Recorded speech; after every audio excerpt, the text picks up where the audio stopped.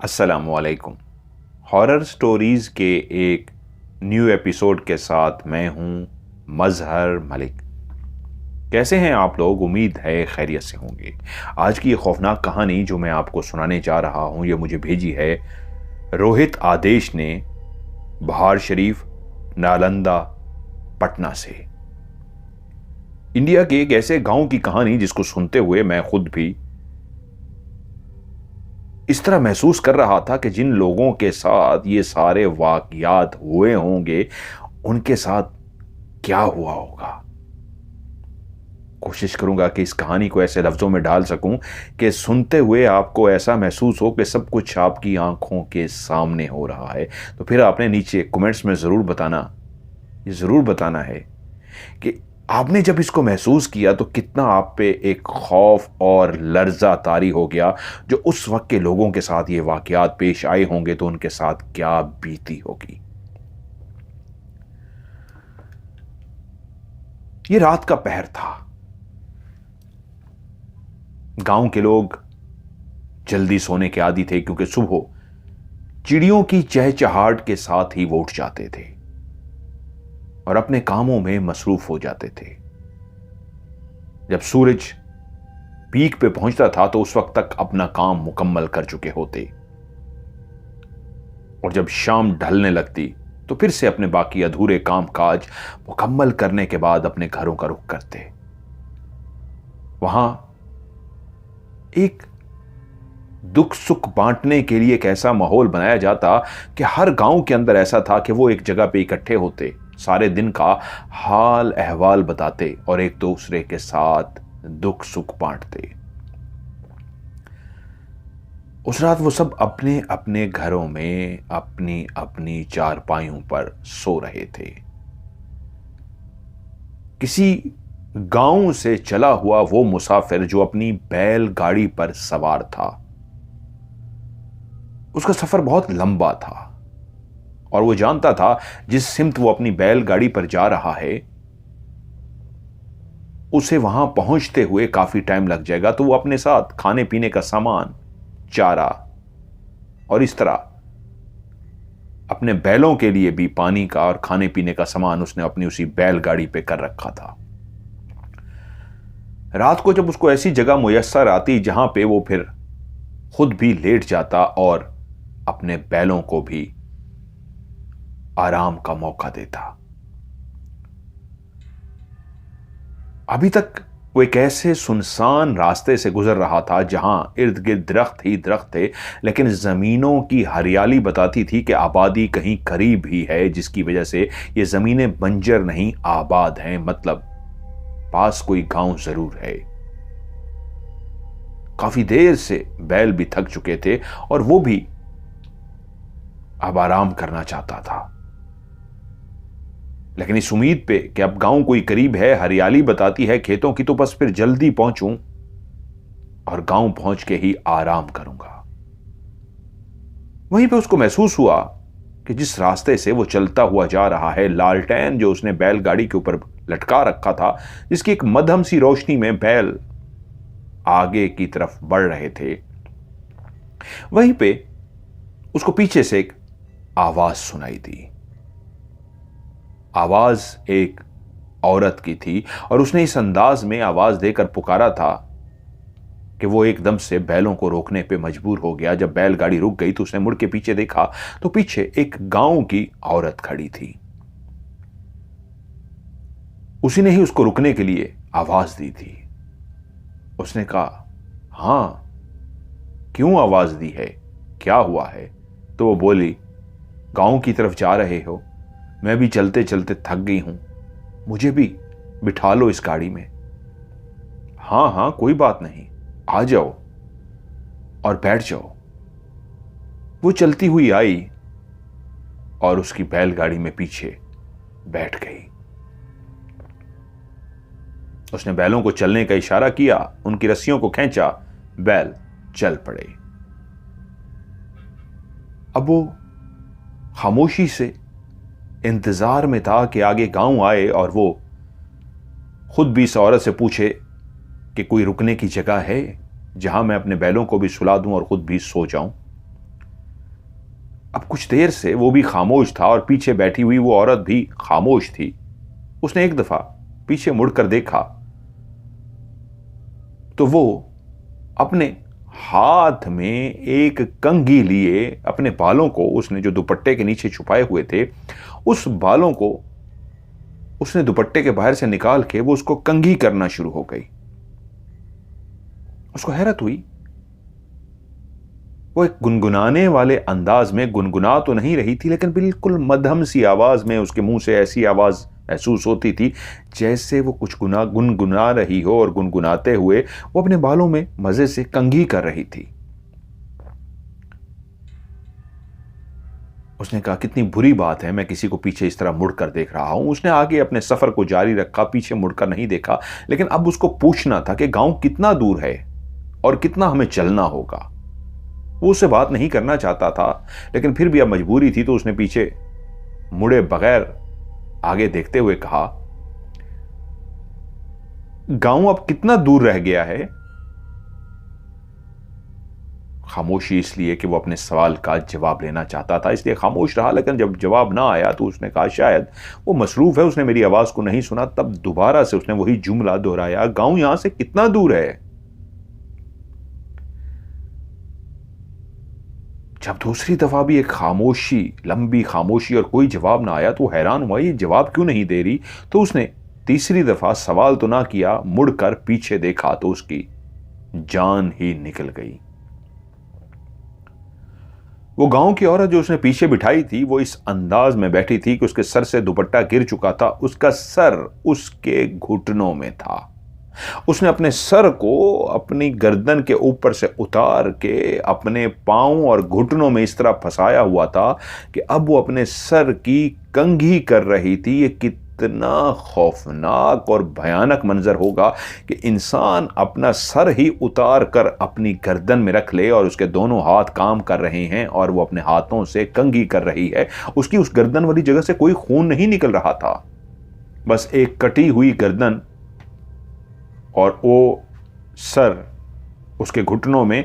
और अभी भी वो कटा हुआ सर, जब उसने पीछे मुड़कर देखा, वो जो हल्की हल्की आवाज पहले भी उसको आ रही थी, जैसे वो कंघा करते हुए गुनगुना रही थी, लेकिन मध्यम सी आवाज में अभी भी उस कटे हुए सर के मुंह के अंदर से एक गुनगुनाने की आवाज आ रही थी, मध्यम सी आवाज, और उसके हाथ उसको कंघी कर रहे थे। और जैसे ही उसने पीछे मुड़कर देखा तो उस मध्यम से गुनगुनाते सर ने जो घुटनों में कट के रखा था, गुनगुनाने की आवाज को ऊंचा कर दिया।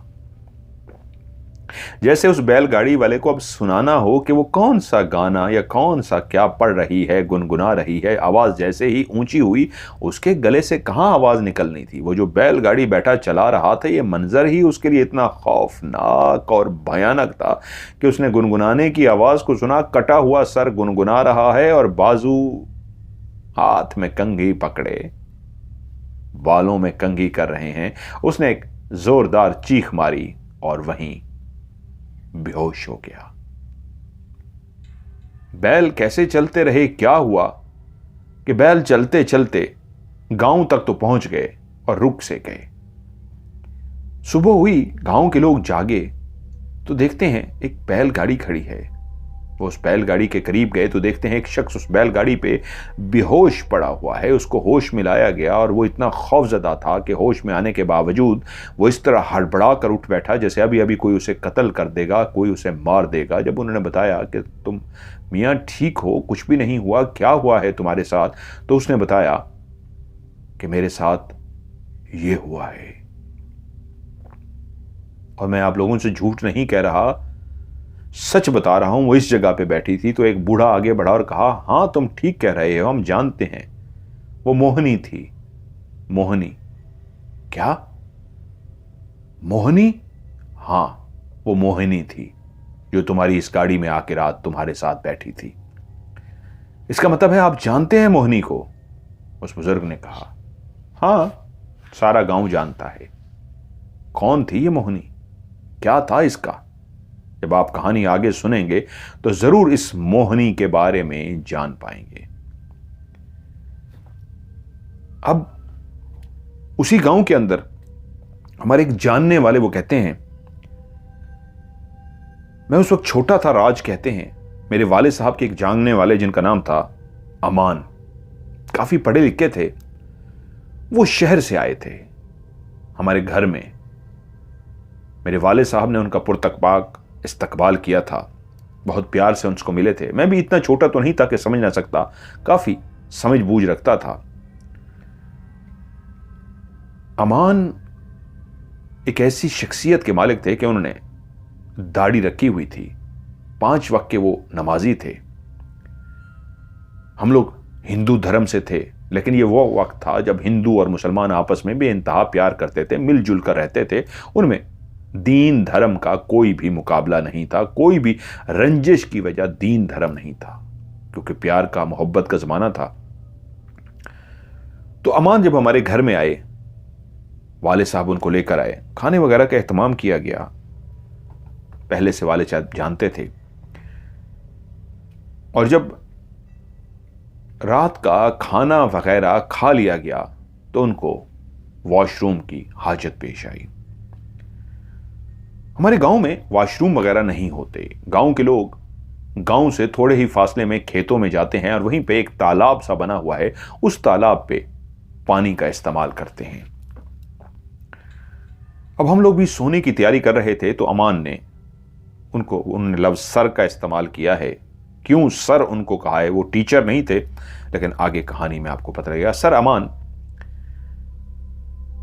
वॉशरूम की हाजत के लिए घर से बाहर चले गए। वो एक नमाजी बंदे थे तो इसलिए उनको एक बर्तन भी चाहिए था जिसमें वो पानी भर सके। तो उनको वाले साहब ने बता दिया कि आप खेतों में जाएंगे तो इस जगह पे वो तालाब है जो देख चुके हैं आप, उस तालाब से आप पानी भर लीजिएगा वुजू के लिए।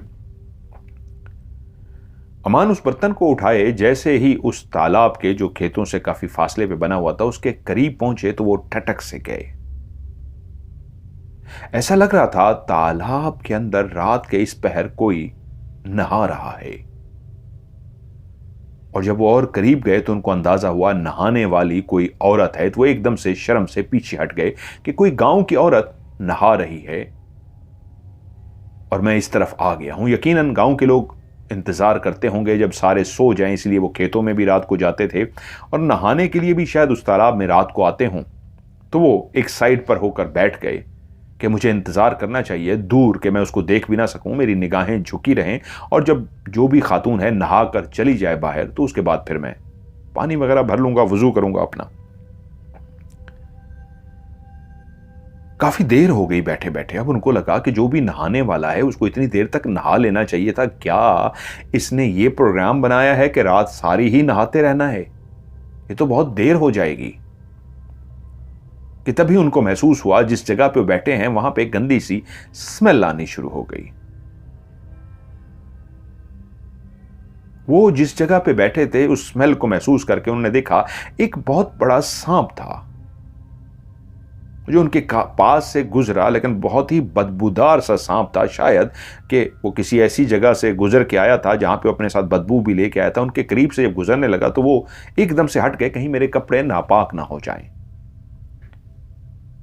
वो जब समझ गए कि नहाने वाली जो भी खातून है, लगता नहीं है कि आज की रात वो नहा के बाहर निकल आए या शायद सुबह ही हो जाएगी, भाई परेशान हो जाएंगे घर वाले भी, क्या करूं मैं।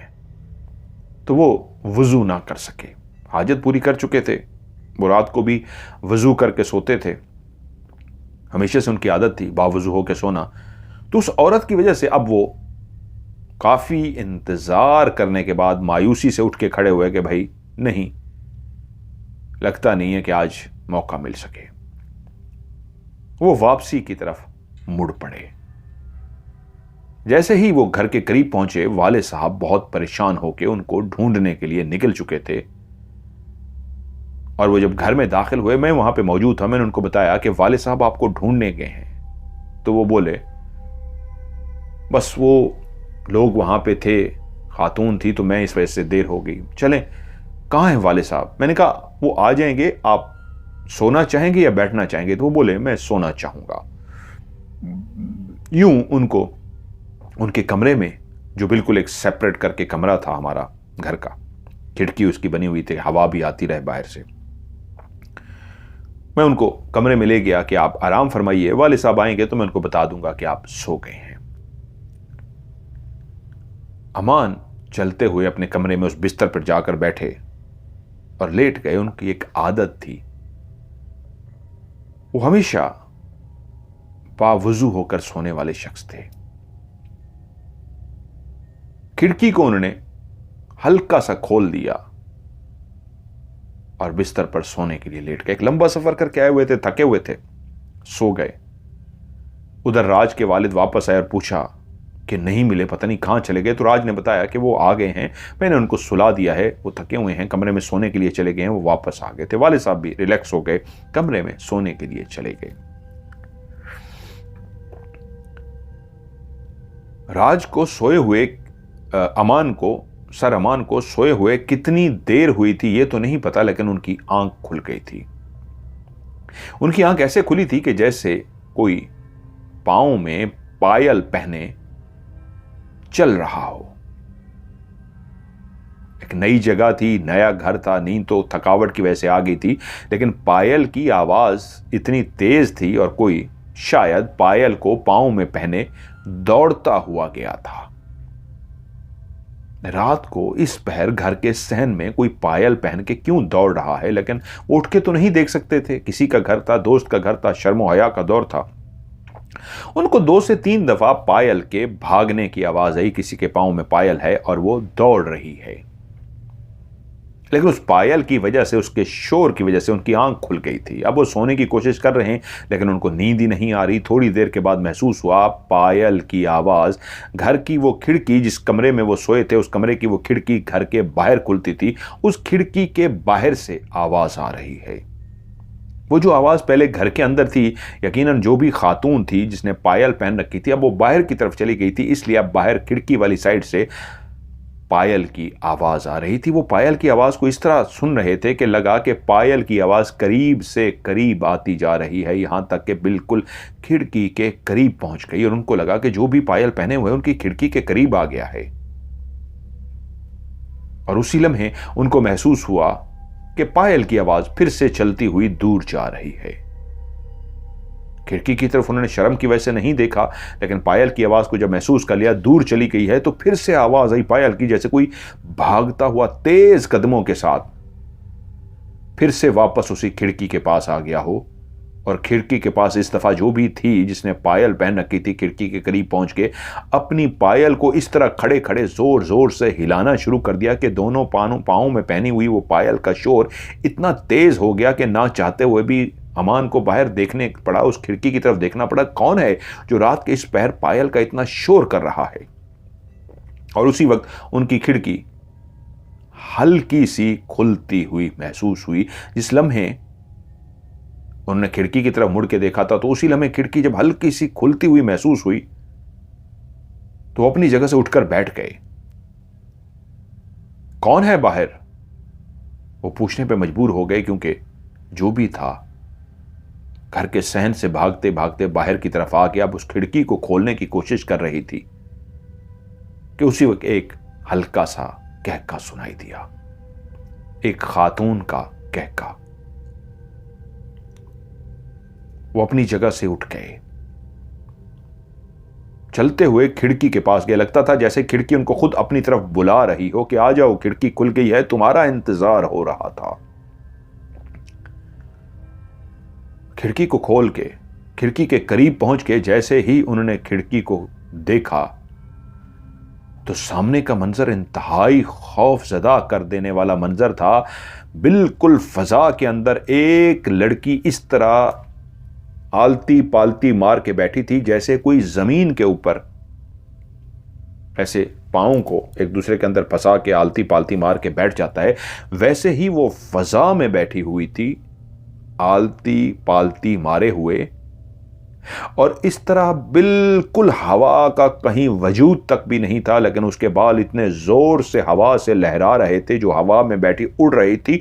लेकिन उससे भी ज्यादा खौफनाक बात यह थी कि उसकी गर्दन और उसके धड़ में एक गैप था, जैसे उस आलती पालती मारी बैठी लड़की जो हवा में बैठी हुई है, उसकी गर्दन जो सर से जुड़ी होती है वो तकरीबन कोई 5-6 इंच या 8 इंच के करीब फासला था। यानी उसकी गर्दन, उसके वजूद, उसकी सर उसकी गर्दन पर नहीं था, सर ऊंचा था, बीच में गैप था, जैसे गर्दन कट गई हो और ऊपर रख दी गई हो और धड़ नीचे हो, और जो सर कटा हुआ जिसको 6 इंच 8 इंच के बराबर गैप था गर्दन के बीच में, उसी सर की आंखें लाल सुर्ख थीं और उसके दांत इंतहाई सफेद चमकते हुए दांत, और उसके खुले हुए बाल इस तरह लहरा रहे थे जैसे तेज आंधी चलती है और बाल लहराते हैं। यकीनन कोई भी होता वो खौफ के मारे बेहोश हो जाता। कैसे कोई हवा में बैठ सकता है? और वो हिल भी नहीं रही थी, बिल्कुल रिलैक्स अंदाज में बैठी हुई थी, और उसकी गर्दन जहां पे खत्म हो रही थी उसके आगे गैप था, गर्दन कट चुकी थी, सर 6 से 8 इंच ऊपर मौजूद था, आंखें लाल सुर्ख, सफेद दांत मुस्कुराते हुए, और उसका पूरा चेहरा सफेद हो चुका था। रंग सफेद नहीं, एक अजीब सा सफेद चेहरा, और बाल लहरा रहे थे। और उसी लम्हे जैसे ही अमान ने खिड़की खोल के बाहर की तरफ देखा तो उसने एक जोर से कहका लगाया। जैसे ही कहका लगाया, अमान समझ गया ये कोई इंसान तो नहीं है। कौन है ये और क्यों इस तरह पहले सहन में फिरती रही है, फिर बाहर आई है, उसको अपनी तवज्जो दिला के, उसको नींद से जगा के अब खिड़की को खोल के सामने हवा में बैठी लहरा रही है। कटी हुई गर्दन उसके सर से भी ऊंची है और वो लाल सुर्ख आंखों से, भयानक चेहरे से मेरी तरफ देखते हुए मुस्कुरा रही है। अमान ने जब उसे देखा तो वो समझ गया आज वो वजू में नहीं था जो उसकी आदत थी हमेशा से पढ़ के सोने की। उसने जब उसे देखा तो वो वजू में होता तो शायद बहुत कुछ कर सकता, लेकिन उसी लम्हे उसको अंदाजा हो गया। उसने उसे देखा, सिर्फ इतना कहा, चली जा, चली जा और मुझे सोने दे, मुझे तंग मत कर। यह ना हो कि मुझे गुस्सा आ जाए और मैं तुझे नुकसान पहुंचा दूं। उसने कहका लगाया। उसका सर जो पहले ही कटा हुआ था, उसकी गर्दन से ऊंचा था, वो सीधी साइड को उड़ता हुआ चला गया और उसका नीचे वाला जो वजूद था वो उल्टी साइड को उड़ता हुआ चला गया। गर्दन दूसरी तरफ और नीचे वाला धड़ उससे मुखालिफ सिमत में उड़ते हुए चले गए। वो आकर बैठ गए, खिड़की को बंद कर दिया। अब वो सोने की कोशिश कर रहे थे लेकिन नींद नहीं आ रही थी। अब वजू करने का टाइम हो गया था। रात को जागते जागते नमाज का टाइम हो गया था। सुबह की नमाज पढ़नी थी लेकिन वजू में नहीं थे। उठे, तय्यम किया, मट्टी के साथ वजू किया और अपनी नमाज अदा की। राज कहते हैं जब वाले साहब सुबह उठे तो देखा वो पहले जाग चुके हैं। नाश्ते का एहतमाम किया गया और नाश्ते पे मैं भी मौजूद था। तो वाले साहब ने पूछा, आप रात कहां चले गए थे? काफी देर लगा दी, मैं आपको ढूंढता रहा, आपको ढूंढने के लिए परेशान हो गया। जब ढूंढने के लिए भी काफी इधर उधर जाके ढूंढा तो आप नजर नहीं आए। घर वापस आया तो राज बेटे ने बताया कि शुक्र है आप आ गए हैं। तो सर अमान बोले, मैं तालाब की तरफ चला गया था। वाले साहब बोले, तालाब? मैं तो तालाब पे होके आया हूं, वहां पे तो तालाब पे आप नहीं थे। हाँ, क्योंकि वहां पे एक औरत नहा रही थी तो मैं इंतजार में बैठ गया था कि वो नहा ले तो मैं फिर वजू कर सकूं। औरत नहाने के लिए रात के टाइम? आप कहां गए थे? तो सर अमान बोले, जिस तरह आपने बताया था ये रास्ता मैं गया हूं और वहां से होता हुआ वो तालाब। आप उस वाले तालाब पे गए हैं? हाँ हाँ, जो ऐसे बना हुआ है और उसके साइड पे एक दरख्त भी है इस तरह, जिसके पीछे मैं बैठ गया था। ओ भगवान, आप कहां चले गए थे? आपने किसी को नहाते हुए देखा? हाँ, वो गुनगुना रही थी और नहा रही थी। पहले मैं समझा पता नहीं कौन है, जब मैं करीब पहुंचा तो अंदाजा हुआ उसका वजूद पानी में था, गर्दन ऊपर थी और मैं समझ गया एक औरत है जो नहा रही है। उसके लंबे बाल देखकर मैं समझ गया था मैं इसलिए इंतजार में बैठ गया दूर होके कि उसको देख भी ना सकूं, वो फारिग होके जाए तो मैं वजू कर सकूं, लेकिन वो तो नहाती इतनी देर लगा दी उसने। और फिर मैं वहां से वापस आ गया। मेरे वालिद साहब बोले, आपने मोहिनी को देखा है? वो मोहिनी थी। मोहिनी? कौन मोहिनी? वो इंसान नहीं है। क्या? वो कहते कहते कुछ रुक गए। वाले साहब बोले, क्या हुआ है? कहते हैं, क्या उसकी आंखें ऐसी हैं? हाँ हाँ। और उसके बाल ऐसे हैं? हाँ हाँ। और उसका रंग ऐसा है, उसकी शक्ल ऐसी है। जब वो बताते गए तो वाले साहब ने कहा, हाँ हाँ यही तो मोहिनी है। क्या आपने उसको नहाते हुए देखा था? वो बोले, नहीं, मैंने तो नहाते हुए सिर्फ इतना महसूस कर लिया था कि एक औरत है, लंबे बालों के साथ नहा रही है। और आप जानते हैं मैं मुस्लिम हूं, जब किसी औरत को नहाते हुए दूर से महसूस भी हो जाए तो हमारी निगाहें झुक जाती हैं, तो मैं कैसे उसके चेहरे को देख सकता था? इस बात का अंदाजा होते ही कि एक औरत नहा रही है, मैं तो जल्दी से पीछे मुड़ गया और इंतजार करने लगा वो चली जाए तो मैं वजू कर सकूं। तो मेरे वाले साहब बोले, फिर आपको कैसे अंदाजा हुआ कि वो मोहिनी है? आपको उसकी शक्ल कैसे महसूस हुई? उन्होंने वो रात वाला वाकया बयान कर दिया कि जब वो कमरे में सोए थे कि कैसे आपके घर में पायल की आवाज सुनाती रही। मैं उस पायल की आवाज से जाग गया, फिर वो पायल की आवाज बाहर आ गई, और कैसे मैंने जब खिड़की खोली और बाहर देखा तो मोहिनी किस अंदाज में इस तरह हवा में उड़ रही थी। वालिद साहब के चेहरे पे एकदम से रंग आया और वो घबरा गए। कहते हैं, अच्छा नहीं हुआ, मोहिनी मेरे घर आई थी रात। आप बता रहे हैं पायल की आवाज मेरे घर के अंदर थी और बाहर भी वो आई है, तो मेरे घर आई है। क्यों आई है? मोहिनी तो इस तरह काफी अरसा हो गया था नजर नहीं आ रही थी। अगर आपने मोहिनी को तालाब पे देख लिया था तो घर में क्यों दाखिल हुई है? वाले साहब परेशान हो गए। तो वो बोले, अमान साहब क्या हुआ है? आप इतने परेशान क्यों हैं? क्योंकि रात जब मैंने उसे देखा था तो मैंने उसे कहा था चली जाओ, और वो चली भी गई थी। क्या बात है? तो तब वाले साहब सोच में गुम हो गए। वाले साहब को सोचता देख के अमान साहब बोले, मुझे पूरी बात खुलकर बताओ, हो सकता है मैं तुम्हारी मदद कर सकूं। तो वाले साहब ने बताना शुरू किया, ये इस गांव का ही वाकया है। इस गांव के बाहर वहां पे एक बहुत बड़ी झील है। गांव के लोग वहां पे अक्सर मछली पकड़ने के लिए जाते हैं, लेकिन दिन की रोशनी में कुछ लोग ये समझते हैं जब आधी रात हो जाती है तो उस वक्त ज्यादा मछली पकड़ी जाती है। वहीं पे गांव का ही एक शख्स जिसका नाम था भागवंत, भागवंत अपनी बीवी मोहिनी के साथ कश्ती पे सवार हुआ। अपनी बीवी के साथ अक्सर वो सुबह सुबह तो जाता था, और वो दोनों मियां बीवी कश्ती में होते, हाथ से चप्पू चलाते। उसकी बीवी बहुत खूबसूरत थी और वो एक दूसरे से बेइंतहा प्यार करते थे। वो मछलियां पकड़ते और घर लाके खाते भी और उनको बेच भी देते।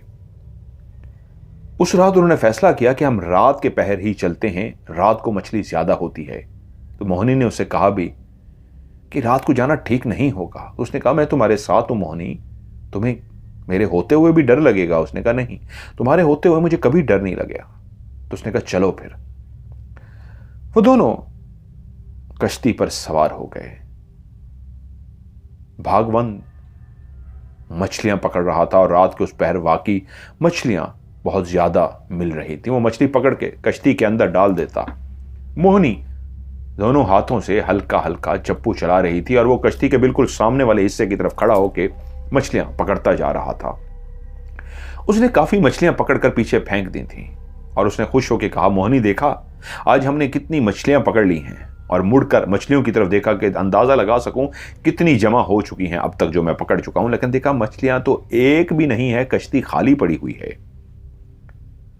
वो हैरान सा हुआ कि ये क्या हुआ है, मछलियां कहां गई? क्या उड़ उड़ कर वापस चली गई हैं या क्या हुआ है? तो उसी वक्त फिर से मछली, उसको अंदाजा हुआ पकड़ी गई है। उसने फिर से एक और मछली को पकड़ा, उठाकर अंदर रख दिया। समझ नहीं आ रही थी, इतनी मछलियां उसके हाथ लग रही थी और वो अंदर डालता जा रहा था, लेकिन जब पीछे मुड़कर देखता तो मछलियां नहीं थी। उसी लम्हे उसकी दिल की धड़कन तेज हुई और उसको लगा कि जैसे कुछ मामला गड़बड़ सा है। उसकी आंखों ने एक अजीब सा मंजर देखा कि सामने बैठी हुई उसकी मोहनी बीवी ने गले के अंदर एक लॉकेट सा पहना था, एक धागा सा पहना हुआ था। उस धागे के अंदर बिल्कुल दरमियान में एक पत्थर बांधा हुआ था। जैसे कोई लॉकेट ही कहते हैं, वो तो गांव के लोग थे, मतलब उसका एक ऐसा पत्थर जो सफेद कलर का इंतहाई चमकता हुआ पत्थर, जिसके अंदर से जैसे रोशनियां निकल रही हों, वो धागे में परोहा गया था, धागे में उसको डाला गया था और उसने गले में बांध रखा है। और वो चप्पू चला रही है और इधर उधर देख रही है। वो हैरान हुआ कि मेरी बीवी के गले में तो ये कभी भी नहीं था, और अभी जब हम लोग घर से रवाना हुए थे उस वक्त भी उसके गले में नहीं था। ये क्या है जो उसने पहना हुआ है?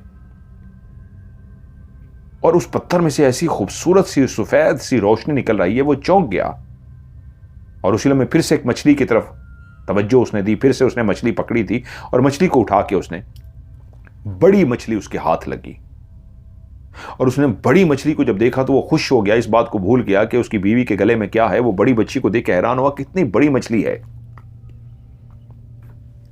और मछली उठा के उसने उसी वक्त अपनी बीवी के सामने खुशी से फेंकी कि देखो कितनी बड़ी हमने आज मछली पकड़ ली है, ये तो एक ही काफी है हमारे लिए। लेकिन वो मछली इस तरह तड़प रही थी कि उसकी बीवी अपने आप को ऐसे बचाना शुरू हो गई। वो जोर जोर से तड़प रही थी, उसकी दुम मोहिनी को टच हो रही थी। उसने फेंकी इस अंदाज में थी कि थोड़ी सी करीब जाए उसके, लेकिन वो बिल्कुल ही मछली उसके करीब चली गई और मछली इस तरह उछलना शुरू हो गई कि कैसे मछली की वो दुम उसके उस लॉकेट में फंसी और इतनी जोर से फंसी कि मछली तड़पी तो वो लॉकेट दूर जा गिरा। उसने देखा कि वो लॉकेट एक काली डोरी के अंदर था और उसके अंदर जो सफेद एक पत्थर सा था जिसके अंदर से सफेद रोशनियां से निकल रही थी। वो हैरान रह गया, उस पत्थर को देख के चमक रहा था। उसने वो उठा लिया कि मेरी बीवी का ये गले से गिर गया है, मैं इससे पूछूं। उसने जैसे ही उस पत्थर को पकड़ा, इस अंदाज में पकड़ा कि धागा तो इर्द गिर्द से निकल पड़ा। मतलब जैसे आप एक लॉकेट को उठाते हैं पत्थर वाले हिस्से से, कि पत्थर आपकी मुट्ठी में आ जाता है और उसके अंदर जो प्रोहा गया धागा होता है वो ऐसे लटक रहा होता है दोनों साइडों से। और जैसे उसने उसको पकड़ के जोर से ऐसे दबोचा तो सामने बैठी हुई मोहिनी के मुंह से एक चीख सी निकली, आहिस्ता, इसको दबाओ मत। आवाज जब उसने सुनी तो उसको हल्का सा अजीब सा महसूस हुआ। उसने कहा, मोहिनी क्या हुआ है तुम्हें? उसकी मुट्ठी अभी भी उसी तरह सख्त थी। मोहिनी बोल नहीं पा रही थी, उसके गले से ऐसे लग रहा था जैसे उसको सांस ना आ रही हो। और वो बोली, इसको दबाओ, इसको दबाओ मत, इसको मत दबाओ। उसने उसको हाथ को ढीला किया तो उसने गहरी सांस ली, इसको दबाओ मत। लेकिन क्यों? मछलियां कहां गई हैं? उसने फिर से उसको दबाने के लिए, चेक करने के लिए जैसे दबाया तो फिर से उसका सांस बंद होना शुरू हो गया कि ये क्या माजरा है। एकदम से उसको ऐसा लगा कि कुछ गड़बड़ है। मोहिनी, ये क्या है इसमें? क्यों तुम्हारा सांस बंद हो रहा है? मोहिनी से बोला ही ना गया। उसने कहा, बताओ मोहिनी, बताओ। अब वो बोलने की कोशिश कर रही है लेकिन उसकी आवाज ही नहीं निकल पा रही। उसने कहा, मुझे बताओ, अगर तुमने मुझे ना बताया तो मैं इसको और जोर से दबाऊंगा। तो वो दोनों हाथों से ऐसे हिलाना शुरू हो गई। उसका चेहरा अजीब सा हो गया था, जैसे अब उसका सांस बंद हो जाएगा, मर जाएगी। उसने उसको ढीला छोड़ दिया कि ठीक है, मैंने इसको ढीला छोड़ दिया, बताओ मुझे। तो वो गहरे सांस लेते हुए बोली, मोहिनी को मैं खा गई हूं। क्या?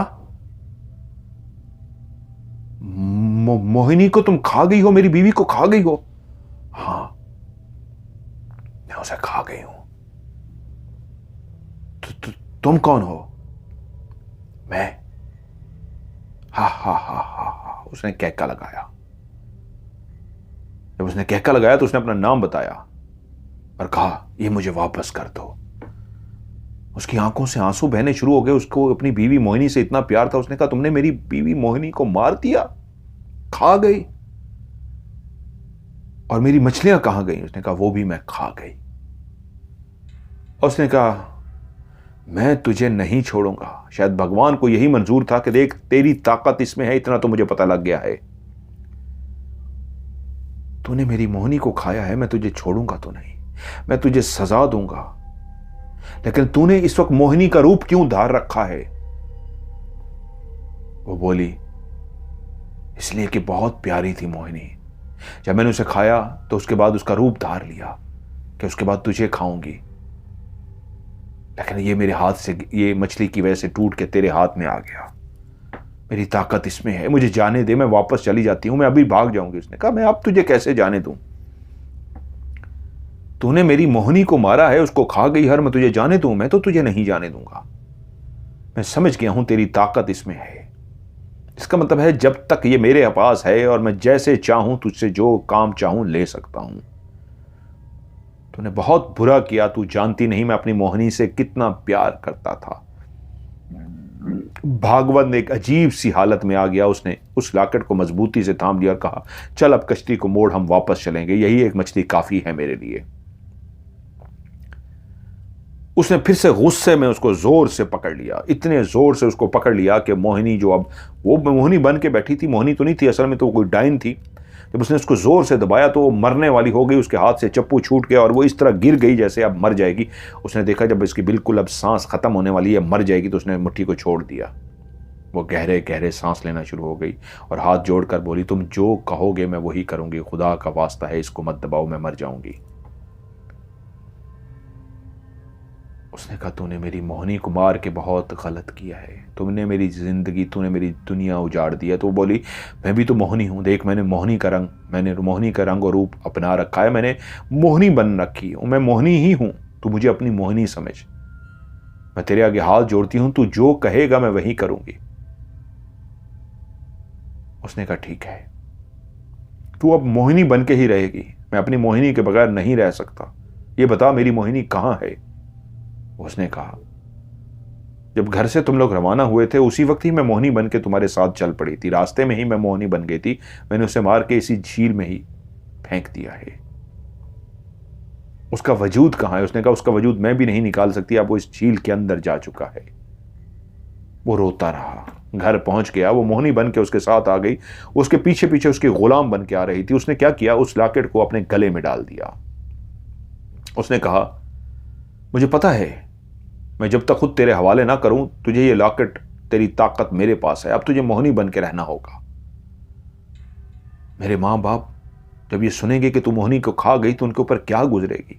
वो उस रात को रोता रहा अपनी मोहिनी को याद करके, अब सोचता रहा मैं इससे कैसे बदला लूं। इसने मेरी मोहिनी को खाया है लेकिन इसकी ताकत मेरे पास आ गई है। वो रात सारी रोता रहा। जब सुबह हुई तो वो बैठी रही, कोने में जाकर बैठ गई थी, उसके कमरे के जमीन के कोने पे चुप करके बैठी रही और वो रोता रहा। वो उससे माफिया मांगती रही लेकिन उसने उसे माफ नहीं किया। जब सुबह हुई तो वो बोला, चल मेरे लिए नाश्ता बना। वो उठी और बिल्कुल मोहिनी की तरह गई और उसने नाश्ता बना दिया।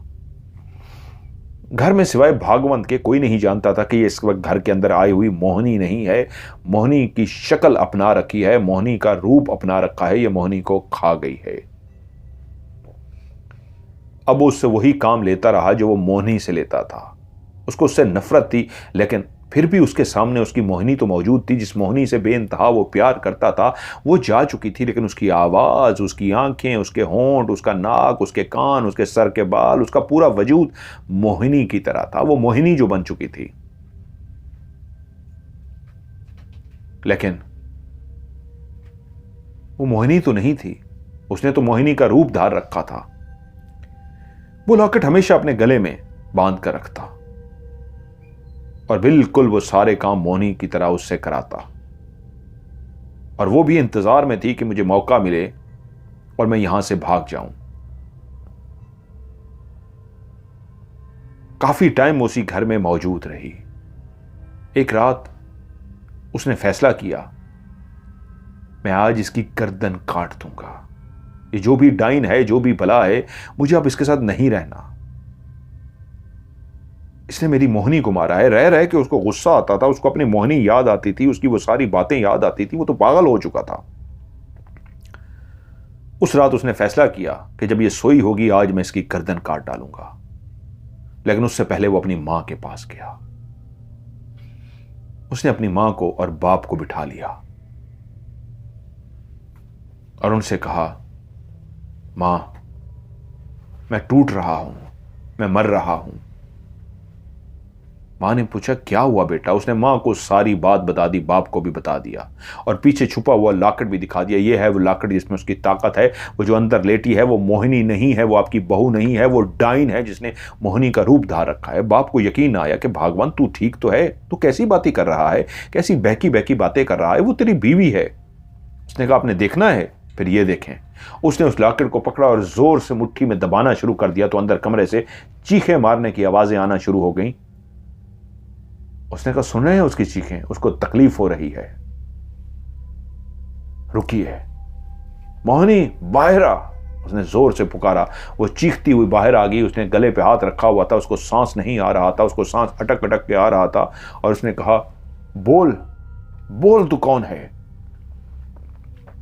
उसके मां और बाप की आंखें हैरत से फटी थीं कि उसने उसकी मुट्ठी को ढीला किया तो वो बोलना शुरू हो गई, मैं मोहिनी नहीं हूं।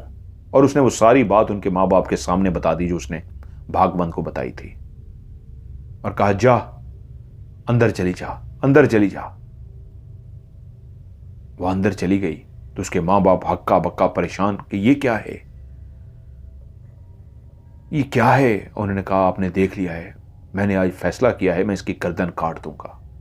वो परेशान हुए, बेटा लेकिन ये तो मोहिनी के रूप में है, मोहिनी का वजूद उसने अपना रखा है, तूने इसको मारा तो गांव वाले तो यही कहेंगे कि तूने मोहिनी को मार दिया। हम उनको कैसे सबूत देंगे कि ये कोई और है? क्या सबके सामने यही करेंगे जो तूने किया है? उसने कहा, मेरी बस हो गई है, मैं आज फिर इसको घर में नहीं, उसी तालाब पे लेके जाऊंगा, उसी जगह पे लेके जाऊंगा, इसको मार दूंगा। उसी वक्त उसने जाके छुरी उठा ली। वो इतना गुस्से में था कि उसको मां बाप समझाते रह गए, लेकिन वो एक भी नहीं सुन रहा था। आज मैं इसको नहीं छोड़ूंगा। और उसी वक्त मोहिनी अंदर से बाहर निकल आई, जो उनकी शायद बातें सुन रही थी। वो जैसे ही उसके करीब आई, उसने छुरी हाथ में पकड़ी और उसके इतने करीब हो गया कि उसकी गर्दन को काटना शुरू कर दिया। उसने जैसे ही उसकी गर्दन पे छुरी रखी तो उसकी गर्दन पे जख्म आने शुरू हो गए, लेकिन उसने चीखें मारने की बजाय जोर जोर से हंसना शुरू कर दिया। और जैसे वो जोर से हंस रही थी, उस घर के अंदर एक कयामत सी आ गई, खौफ सा आ गया। उसकी चीखें, उसके हंसने की आवाज इतनी भयानक थी कि वो लोग डर गए। उसकी आंखें लाल सुर्ख हो गई, और जैसे उसने उसकी गर्दन काटने की कोशिश की थी, वो मोहिनी से अपने असली रूप में आ गई थी। एक भयानक ऐसी डाइन जिसकी आंखें, जिसका चेहरा एक ऐसा खौफनाक कि उसके वालिद भी डर गए, लेकिन उन्हें हिम्मत की और भाग के कुल्हाड़ी उठाकर ले आए और अपने बेटे के पास आके कहा, हटो, मैं इसकी गर्दन काट दूंगा। उसके वालिद ने जैसे ही उसकी गर्दन पे कुल्हाड़ी मारने के लिए कुल्हाड़ी को जोर से हवा में लहराया, तो उसी वक्त कैसे उसका ध्यान भागवंत का अपने उस लॉकेट से हट गया। और जो जान चुकी थी कि पहले छुरी से मेरी गर्दन काट चुका है, अब तो ये मेरी गर्दन काटने लगे हैं, और उसी लम्हे उसने अपना हाथ आगे बढ़ाया, अपने पास बैठे हुए भागवंत के गले से उस लॉकेट को पकड़ा और खींच लिया। इतने जोर से पकड़ के खींचा कि उसकी गर्दन को झटका लगा, वो लॉकेट टूटा और सीधा मोहिनी के हाथ में तो चला गया, लेकिन उसी वक्त वो जोरदार वार उसकी गर्दन पर पड़ चुका था। और जैसे ही उसकी जोरदार गर्दन पे वार पड़ा तो उसकी गर्दन कटकर दूर जा गिरी, और उसी वक्त मोहिनी वहां से गायब हो गई। लेकिन वो लॉकेट जो उसने गले से भागवंत के खींचा था, उसकी गर्दन को इतनी जोर से झटका लगा था कि वो भी नीचे गिरा और उसका सांस बंद होना शुरू हो गया। जहां वालिद ने वार करके उसकी गर्दन को काटा था, उसकी गर्दन अलग हुई, उधर वो गायब हुई है, उधर भागवंत ऐसे गिरा है पीछे की तरफ, उसका सांस बंद हो गया है। वालिदैन भागे भागवंत को कि सांस आ जाए, उसको हिलाने की कोशिश कर रहे थे, लेकिन भागवंत जिंदगी की बाजी हार चुका था। वो अपना लॉकेट भी ले गई थी, भागवंत को मार भी गई थी, और कटी हुई गर्दन के साथ कहां गायब हो गई थी कोई नहीं जानता। वहीं पे जब सुबह हुई, कोहराम मच गया उस घर के अंदर। गांव वालों को यह बात बता दी गई कि कैसे वो मोहिनी बनी थी, कैसे उसने मोहिनी को मारा था और कैसे उसने भागवंत को मार दिया। कुछ लोगों ने इस बात को तो बिल्कुल मजाक समझा, ड्रामा समझा, लेकिन कोहराम मच चुका था। लेकिन उससे अगली रात गांव के ही एक शख्स ने रात को एक औरत को देखा जो बिल्कुल मोहिनी थी, उसकी गर्दन कटी हुई थी और वो दरख्त पर बैठी थी इस अंदाज में कि दरख्त के ऊपर बैठी हुई। वो जब उस दरख्त के करीब गया तो उसको कोई बैठा हुआ नजर आया। रात का पहर था। उसने कहा, दरख्त के ऊपर कौन बैठा हुआ है? जब वो बिल्कुल दरख्त के करीब गया तो क्या देखता है, दरख्त की सबसे नीचे वाली जो एक टहनी थी, उस टहनी के ऊपर एक औरत बैठी हुई है। उसने जब औरत को जाकर देखा तो उसने कहा, मोहिनी। वो उसको पहचान गया। तू क्या कर रही है रात को यहां पे? उसने एक जोरदार कहका लगाया और उस मोहिनी ने अपनी गर्दन को सर को अपने दोनों हाथों से पकड़ा और झटका मार के अपने सर को गर्दन से अलग कर लिया और उसके बाद जोर जोर से हंसना शुरू कर दिया। अब उसका कटा हुआ सर उसके हाथ में था और वो जोर जोर से कहके लगा रही थी और उस शख्स ने देखा कि मोहिनी ने अपने सर को गर्दन से हटा लिया है। ना खून निकल रहा है, ना वो मरी है, जिंदा है, बल्कि अभी भी वो जो उसका सर उसके हाथों में था जोर जोर से कहके लगा रहा था। उसने जैसे ही देखा वो भागा, भागते भागते गिरा और बेहोश हो गया। जब सुबह हुई उसने गांव वालों को बताया तो गांव वालों को उनकी बात का यकीन करना पड़ा कि भागवंत वाली बात सही है। इसका मतलब है भागवंत को उसी ने ही मारा है। लेकिन उसके बाद फिर वाकयात होने लगे। गांव के अंदर मोहिनी नजर आने लगी। कभी बैलगाड़ी के ऊपर, वो वाकया जो शुरू में आपको मैंने सुनाया है, बैलगाड़ी के ऊपर बैठा हुआ एक शख्स जो मुड़ के देखता है तो क्या देखता है, वो मोहिनी अपने गर्दन को अपने घुटनों में रख के उसको कंघा कर रही है। कभी कहां नजर आती है। गांव वाले परेशान हो गए। वहीं पे एक जंतर मंतर करने वाले को बुलाया गया कि हमें गांव से खौफ से निजात पानी है। पूरा गांव मोहिनी के खौफ में है। अब पता नहीं किसको मार डाले। भागवंत को मार गई है, भागवंत की बीवी को भी मार गई है। कोई भी उसका नाम नहीं जानता था। सब उसको मोहिनी कहना शुरू हो गए थे क्योंकि उसने वजूद अभी तक मोहिनी का ही अपना रखा था। उस लड़के ने जब उसको दरख्त पे देखा था, वो बैलगाड़ी पे उसने देखा था और लोगों ने भी देखा था, तो अभी तक वो मोहिनी के ही रूप में थी। उसने कहा, मैं तुम लोगों को इससे निजात दिलाऊंगा। उसने अपनी पढ़ाई की। काफी दिनों तक वो पढ़ाई करता रहा और जब तक वो पढ़ाई करता रहा मोहिनी किसी को नजर नहीं आई। फिर एक रात वो पढ़ाई करते करते जिस जगह पे बैठा था कि उसके सामने मोहिनी आकर खड़ी हो गई और उससे बोली कि तू मेरे साथ मुकाबला करना जा रहा है, तू मेरी ताकत को नहीं जानता। मेरी ताकत मेरे गले के उस लॉकेट में थी जो मुझे मिल चुका है। क्या हुआ अगर मेरी गर्दन कट गई है? मैं इसी कटी गर्दन के साथ भी जिंदा हूं। हां, ये वजूद मुझे इतना अच्छा लग गया है कि इसी वजूद में ही फिरती हूं। तू मेरा कुछ भी नहीं कर सकता। तू मेरी ताकत का अंदाजा भी नहीं लगा सकता। मैं तेरी ताकत का अंदाजा लगा चुकी हूं। हां, तू ताकतवर है लेकिन इतनी ताकत नहीं कि तू मुझे मार सके। देख, तूने बैठ के जितने दिनों से ये अमल किया है मैं देख रही थी, और जब तेरा अमल मुकम्मल हो गया है आज रात, तो इतना भी जान चुकी हूं कि तू मुझे मार नहीं सकता। लेकिन हां, मैं गांव वालों को तंग नहीं करूंगी। मैं यहां से चली जाती हूं। वो बोला, नहीं, मैं तुझे मार के रहूंगा। तूने मोहिनी को मारा है, उसके शौहर भागवंत को मारा है, तूने गांव वालों को परेशान कर रखा है, मैं तुझे मार कर रहूंगा। वो कहका लगाती हुई बोली, तो फिर कोशिश कर ले। उन दोनों के बीच में एक गुत्थम गुत्था, एक लड़ाई हुई, एक शदीद लड़ाई हुई। लेकिन उस शख्स को भी अंदाजा हो गया, वो सही कह रही थी। वो इतनी ताकतवर थी कि इतनी लड़ाई के बावजूद भी वो उसको मार नहीं पा रहा था। तो वो बोली, ठीक है, तूने अपनी ताकत का अंदाजा कर लिया, तुझे मेरी ताकत का भी अंदाजा हो गया, मुझे जाने दे। उसने कहा, ठीक है, मैं तुझे मारता नहीं हूं, लेकिन मुझे तुझे एक खास एरिया के अंदर कैद कर देता हूं। तू वादा निभा कि वहां से तू दूर नहीं जाएगी, किसी को नुकसान नहीं पहुंचाएगी, वो तेरा एरिया है और तू वहीं पे रहेगी। उसने कहा, हां ठीक है, वो इस बात को मानने के लिए तैयार हो गई। एक पुराना शमशान घाट था जो अब खत्म हो चुका था, लेकिन उसके आसार अब भी मौजूद थे। एक बाग के बिल्कुल एंड पे, उस शमशान घाट पे उसने कहा, मुझे वो जगह दे दो, वहां कोई भी नहीं होता, मैं वहीं पे रहूंगी, गांव वालों को नजर नहीं आऊंगी, गांव वालों को नुकसान नहीं पहुंचाऊंगी। सो उसने अमल किया और उस अमल के जरिए उसको उस शमशान घाट के अंदर कैद कर दिया। गांव वालों को उसने बता दिया कि मैंने उसको कैद कर दिया है, अब वो तुम लोगों को नजर नहीं आएगी। आहिस्ता आहिस्ता आहिस्ता गांव के अंदर खौफ खत्म होता गया। यहां तक कि जब कई साल गुजरे तो बिल्कुल ही खौफ खत्म हो गया कि इसका मतलब है उसने उसे मार दिया था, भगा दिया था, कैद कर दिया था, अब उसका कोई वजूद नहीं है। वहीं पे गांव के अंदर गांव की दो लड़कियां अक्सर उसी शमशान घाट के साथ एक बहुत बड़ा बाग था, उस बाग के अंदर कच्ची इमियां तोड़ने के लिए जाती थीं। गीता और सावनी, उस दिन बहुत बारिश हुई थी और उन्होंने प्रोग्राम बनाया कि आज बारिश हुई है, बहुत सारी कच्ची इमियां टूट के नीचे गिरी होंगी, शाम का टाइम है, हम दोनों चलती हैं। घर से वो अपने साथ लकड़ी की टोकरी भी ले गई कि इसके अंदर वो चुन के लाएंगी। बारिश थम चुकी थी और यकीनन सी बात है, जब बारिश होती है तो आम के दरख्तों से कई इमियां टूट कर नीचे गिर जाती हैं।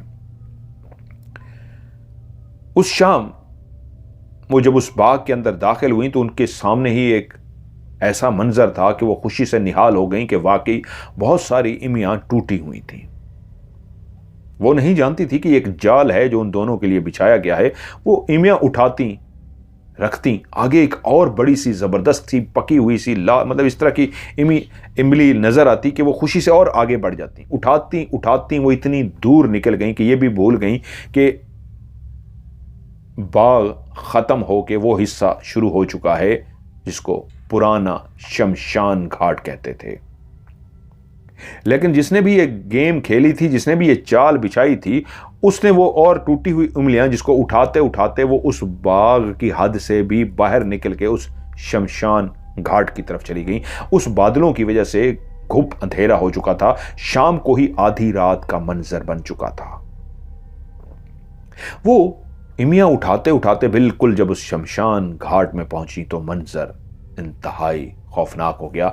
गीता और सावनी एकदम से अपनी जगह से खड़ी हुई कि ये तो बाग भी नहीं है, यहां पे कैसे इमियां पड़ी हैं। जैसे उस जगह से खड़ी हुई तो उन्होंने देखा उनके इर्द गिर्द गोल दायरे के अंदर चिताएं जल रही हैं।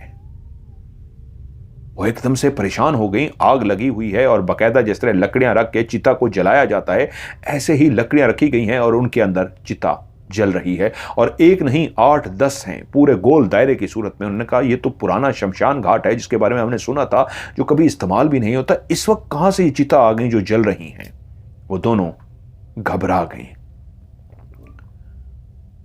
वो इस मंजर को देख के डरी कि इससे पहले कि वो भागने का गीता उनका नाम क्या है, गीता और सावनी कि भागती, उन्होंने देखा साइडों से काले स्याह जो सर से गंजे थे और उनके चेहरे पूरे वजूद काले स्याह थे, इंतहाई खौफनाक लाल सुर्ख आंखों वाले काले स्याह, इंसानों से मुशहबा, लेकिन लगता था जैसे कोई रोबोट हो, इंसान ना हो। वो इर्द गिर्द से निकल के गोल दायरा बनाते हुए इस तरह आए कि जैसे वो कह रहे हो तुम्हें भागने तो नहीं देंगे, अब तुम कहां भागोगी।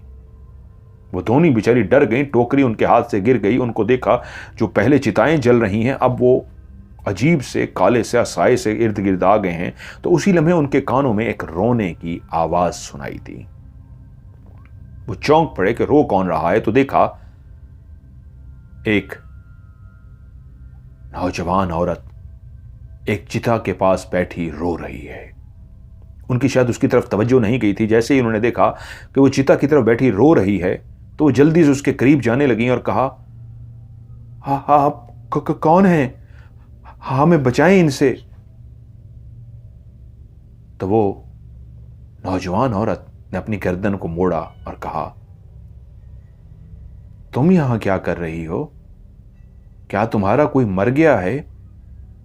नहीं नहीं हमारा, गीता बड़ी थी, सावनी छोटी थी। गीता बोली नहीं हमारा कोई नहीं मरा, हमारा कोई नहीं मरा। आपका को मर गया है? बोली हाँ, मेरा तो मर गया है। बहुत बुरा किया तुमने यहां आके। और उसने उन लोगों की तरफ देखना शुरू कर दिया जैसे वो भी औरत डर गई हो कि ये तुम्हें अब नहीं छोड़ेंगे। तो वो बोली प्लीज आप हमें बचा लीजिए इनसे। और वो उसके और करीब जाना शुरू हो गई कि ये औरत हमें बचा लेगी, क्योंकि उन जलती हुई चिताओं के बीच में जहां पे वो अजीब से काले स्याह से साए जो इंसानों से मिलते जुलते थे, वो जिन थे, भूत थे, क्या थे, उनसे डरी हुई थी कि अब वही औरत ही एक वाहिद सहारा थी जो उनको बचा सकती थी। वो जैसे उनके करीब पहुंची तो क्या देखती हैं, उस औरत ने अपनी टांग को इस तरह सीधा कर रखा है कि उसकी टांग और उसका घुटने तक उसकी टांग आग के अंदर गई हुई है। उसके पांव को घुटने तक आग लगी हुई है। वो औरत जो कमर करके बैठी थी, जिसको उन्होंने पूरा नहीं देखा था, करीब जाके देखा, वो तो अपनी पूरी टांग को घुटने तक आग में डालकर बैठी थी। और जब उन्होंने वो मंजर देखा कि उसकी टांग आग में है तो उसने जोरदार कहका लगाया और कहका लगाते ही उसने अपनी टांग बाहर खींच ली। जैसे ही टांग बाहर खींची, अभी तक टांग को आग लगी हुई थी, घुटने तक आग लगी हुई थी। और उसी लम्हे उसने उस टांग के साथ, जली हुई टांग के साथ उठकर खड़ी हो गई। जैसे ही उठकर खड़ी हुई, उसने जोर जोर से हंसना शुरू कर दिया और हंसते हुए वो नाचना शुरू हो गई। वो जैसे ही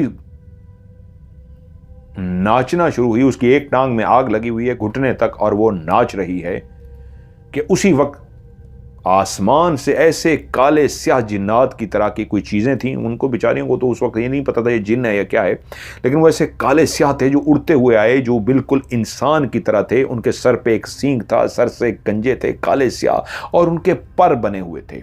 वो उनके ऊपर आके 5-6 गोल गोल घूमना शुरू हो गए, बड़े बड़े चिमगादड़ की तरह अपने पर हिला रहे थे और ऊपर गोल गोल घूम रहे थे। और वो खड़ी नीचे नाच रही थी, वो नौजवान औरत जिसको उन्होंने देखा था।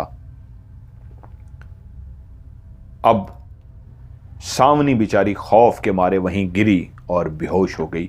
गीता बड़ी थी, वो थर थर कांप रही थी। इससे पहले कि वो भी बेहोश होती, उन्होंने देखा उस गोल दायरे के अंदर जहां पे वो काले स्याह अभी भी खड़े नाच रहे थे, जो नीचे मौजूद थे वो भी उस औरत की तरह नाच रहे थे। और वो चिताएं अभी जल रही थीं, ऊपर चमगादड़ के परों वाले ऊपर उड़ रहे थे। वहीं पे एक शख्स उस दायरे में दाखिल हुआ, और जैसे ही उस दायरे में दाखिल हुआ, वो गुस्से से चलता हुआ बिल्कुल करीब आया। वो डर गई, पता नहीं ये कौन है। वो जैसे ही करीब आया, उसने आके जोरदार थप्पड़ उस नाचती हुई औरत के मुंह पे मारा और कहा मोहिनी, और इतने जोर से थप्पड़ मारा कि उसकी गर्दन उड़कर दूर जा गिरी। ये मंजर था आखिरी मंजर जो गीता ने देखा, कि उसने मोहिनी का लफ्ज सुना और थप्पड़ मारा उसने इतनी जोर से मोहिनी कह के कि उसकी गर्दन नीचे गिर गई। कहती आखिरी मंजर मैंने ये देखा था कि गर्दन गिरने के बावजूद उसकी कटी हुई गर्दन जो नीचे जाके गिरी थी, उसके अंदर कहके लगाने की आवाजें आ रही थीं, और उसका वजूद जिसके ऊपर से सर गिर चुका था, वो खड़ा अभी तक उसी तरह नाच रहा था। गर्दन टूटने से वो गिरी नहीं थी, मरी नहीं थी, वो अभी तक उसी तरह खड़ी नाच रही थी और उसकी गर्दन से नीचे कहके की आवाज आ रही थी। यह आखिरी मंजर मैंने देखा और उसके बाद बेहोश हो गई। जब उनकी आंख खुली तो वो घर पर मौजूद थी। घर वाले सारे परेशान, उनको होश में आए। पूरा एक दिन गुजर गया था, वो पूरा एक दिन बेहोश रही थी। जब वो होश में आ गई, उनसे पूछा गया तो उन्होंने सारा वाकया बयान किया। और छोटी गीता ने आखिरी मंजर जो देखा था, सामनी तो उससे पहले बेहोश हो गई थी, सामनी ने एक और बात कही। उसने कहा जब उसने हमें उठाया था तो उसने एक जुमला सुना था।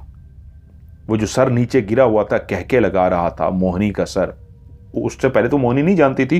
जब गीता ने सारी बात बता दी, सामनी ने सुन ली, तो उसने कहा, क्योंकि वो बता रही थी कि उसने उसका नाम मोहिनी लिया था, उसने कहा वो जो मोहिनी थी जिसका सर नीचे पड़ा हुआ था, हंस रहा था, उसने कहा था भागवंत, मैंने ये नाम सुना था। अब गांव में फिर से खौफ व हरास फैल गया। ये तो मोहिनी है और भागवंत है, कई सालों पहले जिसकी कहानी खत्म हो चुकी थी। भागवंत मर चुका था, भागवंत ने आके इनको बचाया था, और लगता है भागवत ही इनको घर तक छोड़ के गया था, क्योंकि सावनी ने कहा था मुझे इतना याद पड़ता है, जैसे मुझे हल्का सा होश आया था, हम दोनों को कंधों पे उठाने वाला वो मर्द था जिसने हमें कंधों पे उठाया हुआ था। इसका मतलब है भागवत ही उनको घर छोड़कर गया था। इसका मतलब है गांव वालों को जिस शमशान घाट का नहीं पता था, वो ये शमशान घाट है जहां पे उसको कैद किया गया था। अब उससे क्या हुआ? अब उसको फिर ढूंढने की कोशिश की गई जिसने कई साल पहले मोहिनी को कैद किया था, लेकिन उसका पता ना चला। लेकिन उसके बाद कोई वाकया ना हुआ। लेकिन आज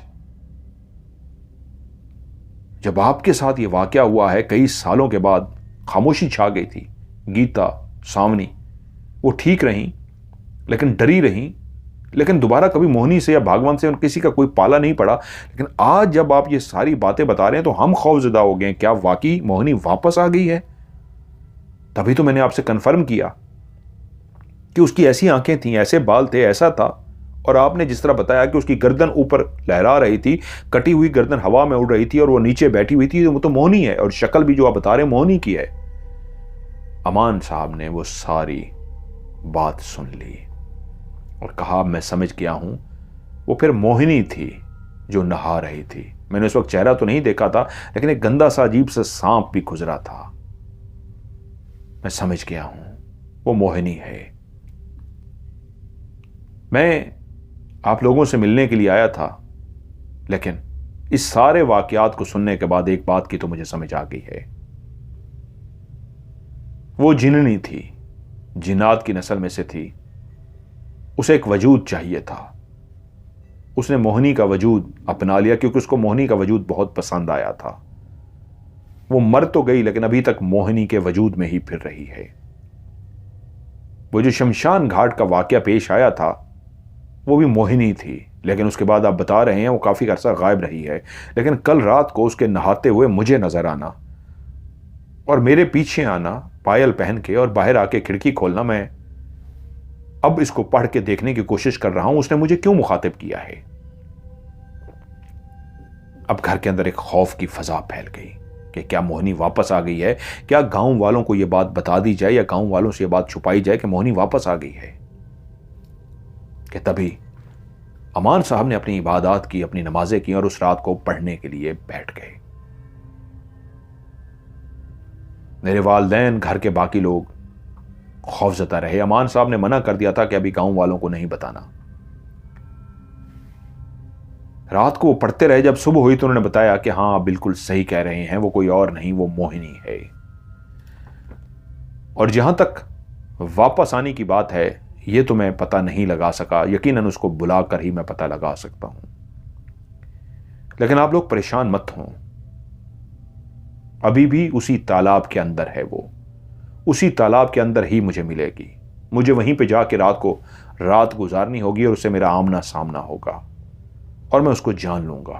तो मेरे वालिद साहब बोले, लेकिन मैं आपको अकेले नहीं जाने दूंगा। आपकी जात को कुछ हो गया तो वो तो बहुत ताकतवर है, वो तो शैतानी कुवत है, वो तो गर्दन कटे होने के बावजूद भी मरी नहीं है। तो अमान साहब बोले, क्योंकि उसने इंसान का रूप अपना रखा है। कटी हुई गर्दन इंसान की है, उसकी नहीं है।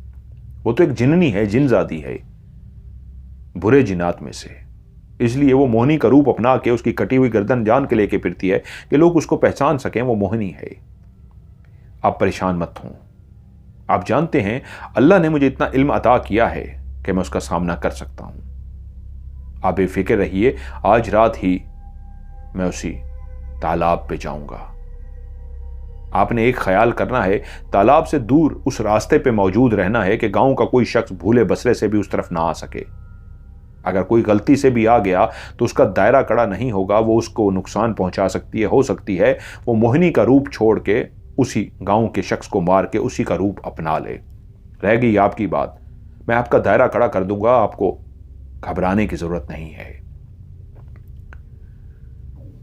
यकीनन ये एक बहुत बड़ी बात थी वाले साहब के लिए भी कि हाँ, मैं फैसला करना कि हाँ मैं चलता हूं, मेरा दायरा कड़ा कर दीजिए। लेकिन वाले साहब तैयार हो गए।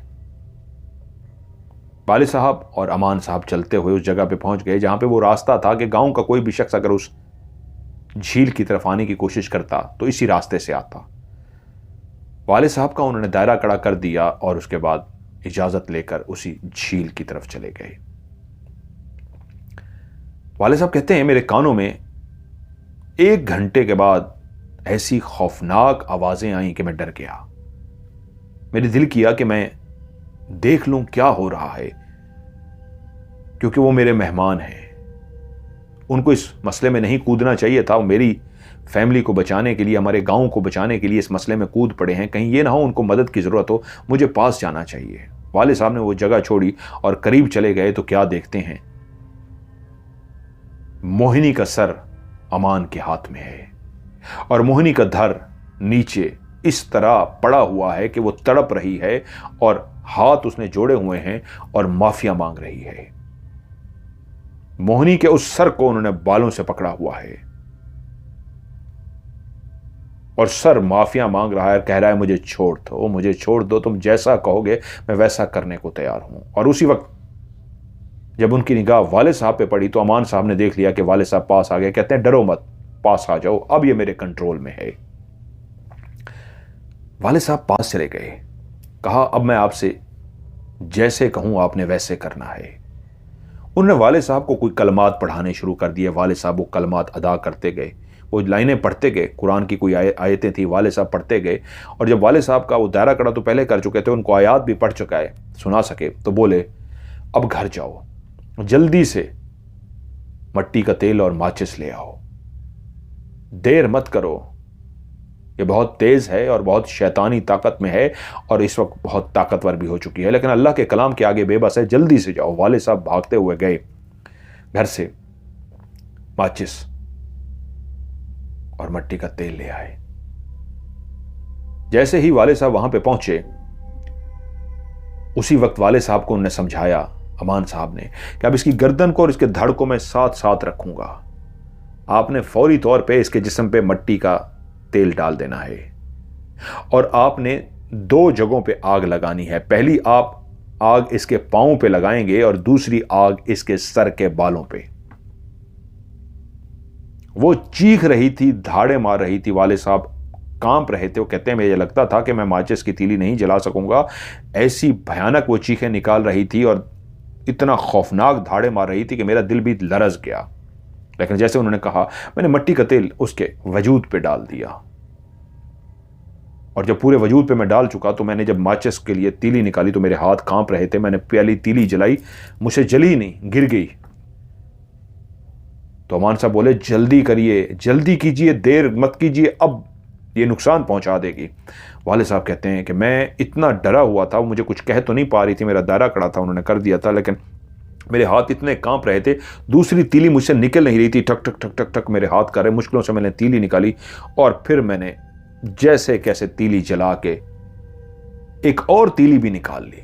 पता नहीं कैसे मेरे दिमाग में आया, मैंने दूसरी तीली भी निकाल दी। ये अमान साहब ने नहीं कहा था, दूसरी तीली भी उस तीली के साथ मैंने जला ली। 2 तीलियां जैसे मेरे हाथ में जल गई, मैंने माचिस नीचे फेंक दी। एक तीली जैसे ही उसके पांव के करीब की तो मट्टी का तेल था, उसने फौरन आग पकड़ ली। दूसरी तीली मैंने दूर ही से ही करीब जाके उसके सर के पास, जैसे उसके सर के ऊपर तीली फेंकी या आग लगने की देर थी, अमान ने भी अपना हाथ पीछे कर लिया। उसी वक्त पूरे वजूद को आग लग गई। ऐसी तेज आग भड़क गई कि वो जो चीखें मार रही थी अब इतनी चीखें मारना शुरू हो गई कि उसकी चीखें बाकायदा गांव वालों तक पहुंची और गांव वालों ने भी उसकी चीखें सुनी। वो इतनी जोर जोर से चीख रही थी कि दूर दूर तक उसकी चीखें सुनाई देती रहीं। और देखते ही देखते हमारी आंखों के सामने जो मट्टी का तेल बाकी भी बच गया था वो अमान सामने फेंक के कुछ पढ़ते रहे, मुसलसल पढ़ते रहे, यहां तक के उसका वजूद बिल्कुल जल गया। वो जल के राख हो गई। उसकी हड्डियों को भी आग ने इस तरह के लपेट में लिया था जैसे एक खास किस्म की आग हो जो उसको जलाए जा रही है। उसको हड्डियां भी जल गई। उसके बाद उन्होंने कहा, गांव के लोग कुछ भी जमा हो गए थे खौफ के मारे। उन्होंने कहा इसकी राख को उठाओ। उसकी राख को उठाया, वाले साहब को साथ लिया और दूर एक जंगल के जगह में मट्टी खोद के, गड्ढा खोद के उन्होंने उसकी राख को वहां पे दफना के ऊपर से बंद कर दिया कि अब इसका खात्मा हो चुका। गांव वाले भी जमा हो गए कि क्या हुआ था, ये क्या था। तो तब वाले साहब ने जब उनको सारी बात बताई और कहा मुझे ये नहीं पता कि जब ये मुझे यहां बिठा के वहां गए थे, मैं तो उस वक्त पहुंचा था जब इन्होंने उसके बालों से पकड़ रखा था। उससे पहले क्या हुआ था ये अमान साहब बताएंगे। तो अमान साहब ने फिर वहां पे बताया कि जब मैं यहां पहुंचा तो ये यहां पे नहीं थी, लेकिन मुझे देख रही थी। इसको पता था कि एक रात पहले मैं जो अमल कर चुका हूं, क्योंकि ये जान के उस तालाब के सामने जब आई थी एक गलती कर बैठी। इसने मुझे देख लिया था कि मैं पानी के इंतजार में हूं, मैंने वुजू करना है। ये मेरे इल्म के बारे में उस वक्त तक नहीं जानती थी, ये जान के बैठी रही। इसको पता लग गया था मैं वुजू करने के लिए आया हूं और मैं फिर चला गया। तो ये शरारत के मूड में मेरे पीछे आ गई और जब इसने अपना आप मुझे दिखाया और इसे मैंने धाड़ के कहा तू मुझे जानती नहीं, चली जा, तो ये उस वक्त समझ गई थी और ये भाग गई। तब इसने मेरे बारे में अपने अमल से, अपने इल्म से, जादू से पता लगाया। तो इसको पता लग गया कि मैं कितना ताकतवर हूं, अल्लाह का कलाम है मेरे पास। लेकिन ये छुप छुप के मुझे देख रही थी और जब मैं तालाब पे पहुंचा तो ये दूर थी। तो मैंने इसे कहा तू देख रही है, आ नहीं रही। मैंने इसे अपने कलाम की बदौलत बुला लिया। इसने आते ही मुझसे कहा मुझे माफ कर दो, मैं तुमसे लड़ने नहीं चाहती। मैं नहीं जानती थी तुम्हारे पास इतनी ताकत है। तुमसे पहले भी एक शख्स कोशिश कर चुका है लेकिन वो नाकाम रहा। मैंने उससे कहा तुमने उस बच्ची गीता और सावनी को क्यों डराया? उसने कहा इसलिए कि वो मेरी हदूद में आ गए थे, उनको मेरी हदूद में नहीं आना चाहिए था।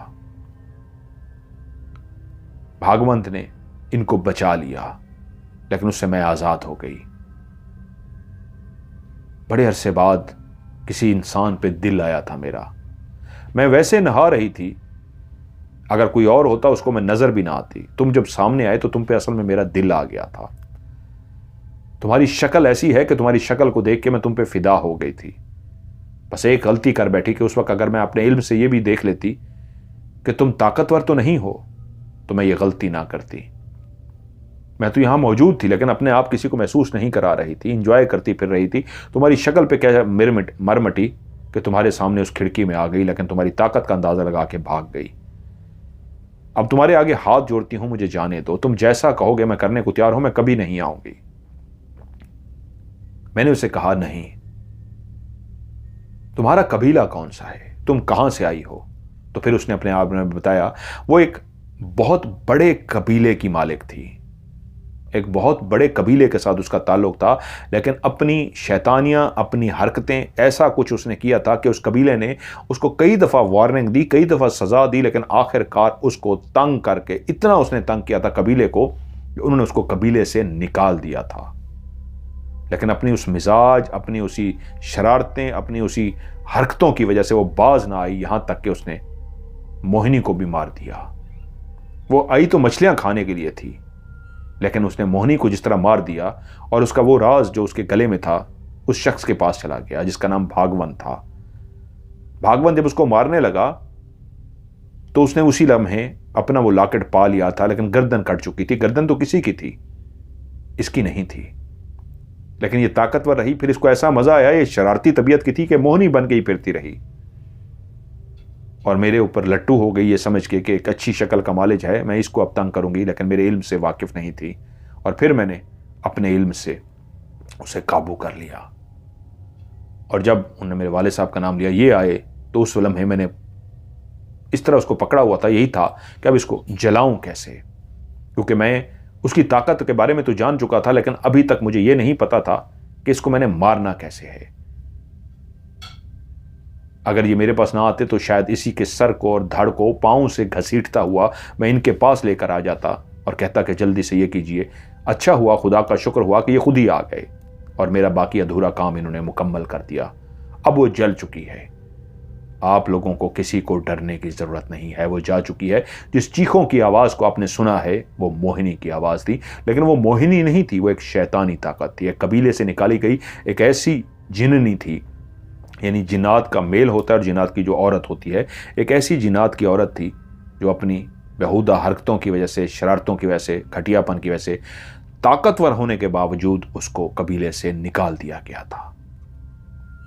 और अभी तक वो एक बदमिजाज ही औरत बन के फिर रही थी, लेकिन एक वजूद उसी खूबसूरत मासूम मोहिनी का लेके फिर रही थी, क्योंकि उसको वो वजूद बहुत ज़्यादा पसंद आ गया था। और वहीं वाले साहब ने भी वो गवाही दी कि जिन चीखों को आपने सुना है उसको मैंने खुद अपने हाथों से उसके पैरों और सर में आग लगाया है, जिसकी बाद उसका पूरा वजूद जलकर राख हो गया है और राख भी जला दी गई। सारे गांव वालों ने उनको सर का खिताब दिया कि आप सर हैं, आपने सर हमारे लिए। वो पढ़े लिखे शख्स थे, बहुत पढ़े लिखे थे, उनको सब सर सर कहना शुरू हो गए। और आओ भगत की गांव वालों ने उनकी बहुत ज़्यादा खिदमत की। वो वाकई अल्लाह वाले एक सादा से दरवेश से इंसान थे, लेकिन गांव वाले की मोहब्बत, जो उनका ख्याल रखा गया कि आपने हमें ऐसी निजात दिला दी, तो उसके बाद वो कुछ दिन तक वहाँ पे रहे, मेहमान नवाजी से लुत्फ़अंदोज़ हुए और उसके बाद वापस चले गए। मोहिनी, जो हकीकत में मोहिनी थी, उसको तो वो डायन खा गई थी और उस डायन ने मोहिनी का रूप अपना रखा था और एक खौफ फैला रखा था। और कितने अरसे तक गांव के लोग उसके खौफ में मुब्तला रहे, लेकिन उसके मरने के बाद वो खौफ बिल्कुल ख़त्म हो गया। लेकिन आज भी जब उस कहानी को लोग याद करते हैं तो बेइंतहा खौफ ज़दा हो जाते हैं, उनके जिस्मों के रोंगटे खड़े हो जाते हैं उस मोहिनी को सोच के। और आपने जब ये कहानी सुन रहे थे तो आप लोगों को कैसा महसूस हो रहा था? क्या आप भी खौफजदा हो रहे थे? ये नीचे कमेंट्स में ज़रूर बताइएगा।